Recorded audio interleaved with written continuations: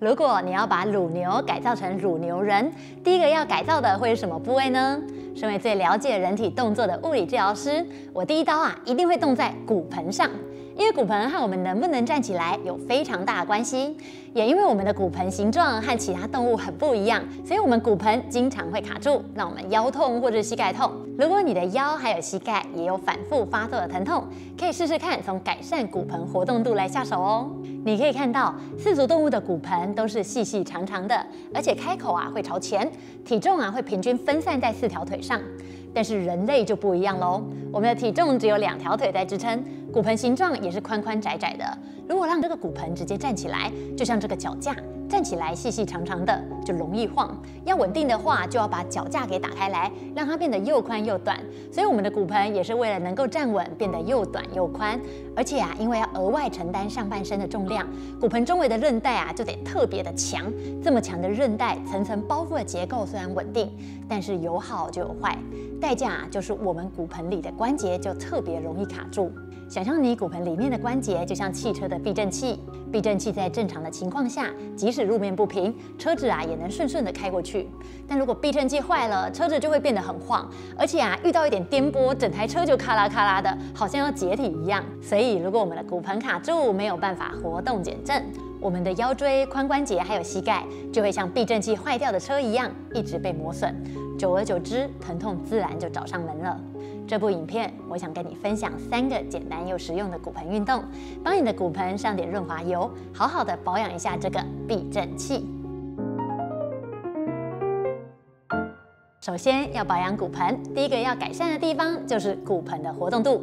其实骨盆不是只有一块骨头哦，它是由肩椎还有2边的髂骨拼起来的。骨头交接的地方就是骨盆内的关节。首先，骨盆内你一定要知道的关键字：肩髂关节。肩髂关节附近的韧带不止强韧，还必须要保持紧绷。也因为如此，这边的关节也非常容易卡住。虽然这些韧带很强，但还是有些微的弹性，让肩髂关节可以保持一定的活动度，提供骨盆缓冲的功能。刚刚有说骨盆就像避震器，好的避震器硬度要控制得刚刚好，既要刚好把车子给撑起来，又要保持弹性。所以当肩髂关节卡住的时候，避震器坏了，上面的腰就很容易痛。知道骨盆内的肩髂关节卡住会造成腰痛后，我们来看骨盆外。你看哦，把镜头拉远一点，整个骨盆往上还连接着腰椎，往下还连接着股骨。不管是腰上的肌肉还是股骨上的肌肉，大部分都连接在骨盆上。骨盆严格说起来，就像提线木偶一样，是被吊着的。你可以看到，整个骨盆的动作几乎都要和周围的腰方肌、竖脊肌、内收肌、臀中肌、臀大肌，还有前面的髂腰肌互相配合。要说哪条肌肉最容易出问题，我认为你要特别注意的就是前面的髂腰肌。因为现在我们经常动不动就做超过6到7个小时，坐着的时候髂腰肌是缩短的状态。正常的肌肉如果一定要缩短个6到7个小时，一定多少都会沾黏，更何况是每天。所以髂腰肌是沾黏的大户，髂腰肌沾黏，骨盆就容易卡住。骨盆卡住也会让臀大肌的力量跟着出问题。买1送1，就再送你一个臀肌失忆症。除了髂腰肌容易沾黏之外，还有一个衍生问题，你注意一下，在真实的情况下，几乎不太可能有人会一直保持中立坐姿，通常都是翘脚或者是歪一边。你看。坐姿骨盆歪歪的，就会让2边的髂腰肌沾黏程度不一，骨盆就会被2边一长一短的髂腰肌拉成一个歪歪的形状，久了骨盆自然卡在歪斜，没办法自由活动，这也是我们常见的长短脚。你一定要记得，骨盆是上下半身力量传递的中枢，所以只要骨盆卡住或者是歪斜，衍生出的问题就会像骨牌效应一样，开始向上下半身蔓延。举例来说，骨盆如果一直卡在歪歪的姿势，股骨上的肌肉也就无法自由的拉长缩短。你看，内收肌群如果太短，就容易把膝盖拉歪；外展肌群如果太长，就无法提供膝盖稳定度。久而久之，歪歪的膝盖当然就痛啦。所以要解决骨盆活动度不足的问题，还得从这一内一外各个击破。讲到这边，不知道你想不想要看看自己的骨盆有没有卡住？我带你做个简单的测试，来看看你的骨盆能不能动。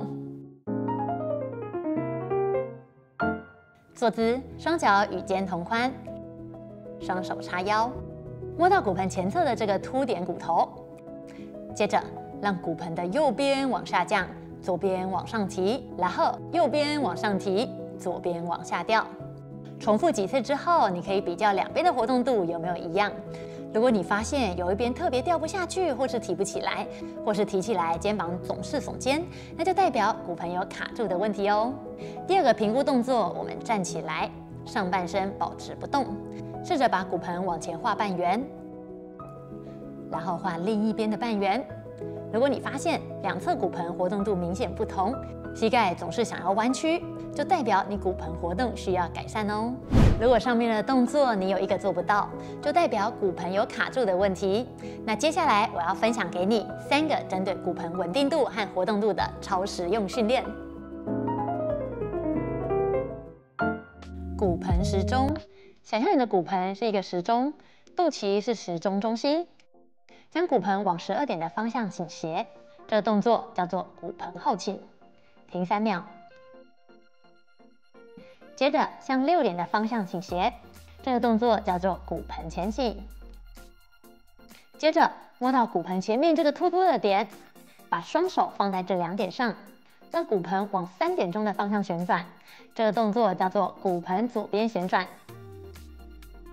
接着往9点钟的方向旋转，这个动作叫做骨盆右边旋转。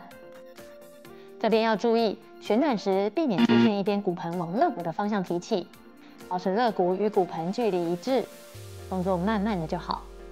这个练习能帮你找回骨盆内的灵活，特别针对屁股痛的人，可以很好的打开健康关节的活动度，适合每天在睡前做一下哦。4个角度算1次，1天做10次，1天做2组。屁屁走路。一开始坐在地上，膝盖微弯，这个动作主要训练骨盆与胸椎旋转。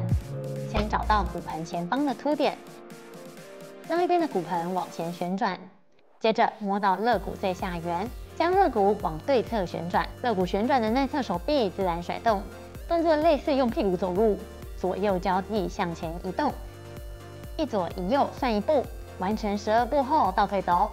往返算1组，每天做3组。这动作主要是刺激腰椎，还有骨盆外，还有胸椎周围的肌肉，既可以增加骨盆外旋转方向肌肉的活动度，还可以增加胸椎的活动度，是一个我很喜欢的全身旋转运动。滚筒内收加髋飞机。